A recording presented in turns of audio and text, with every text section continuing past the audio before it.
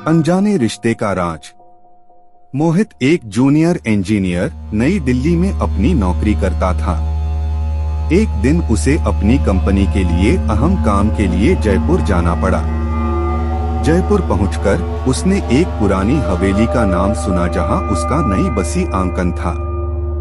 हवेली में पहुंचते ही मोहित को अजीब महसूस होने लगा। वहां का माहौल अद्भुत था। हवेली में एक पुरानी तस्वीर बहुत ही अजीब लगी जिस पर एक औरत और एक छोटी सी लड़की थी। रात के समय मोहित को अनजाने रिश्तों की गुफाएं सुनाई देने लगी। उसे तस्वीर की ओर ध्यान गया।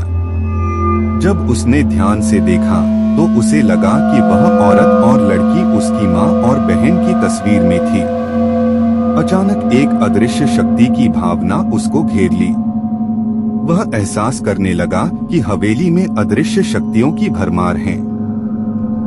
एक दिन जब मोहित अपने कमरे में था तो उसने एक वृद्ध आदमी को देखा जो उसके पास आकर उससे अपनी माँ और बहन की बात की।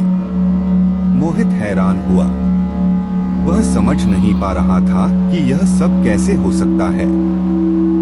अगले दिन मोहित ने हवेली के पुराने कर्मचारी से मिला और उससे पूछा कि वह बता सकता है कि उस औरत और लड़की कौन थे।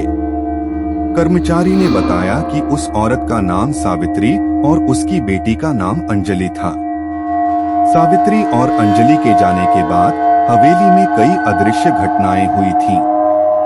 वह दोनों मां बेटी अब भी हवेली में हैं, लेकिन उनकी आत्मा का एहसास हर किसी को नहीं होता था।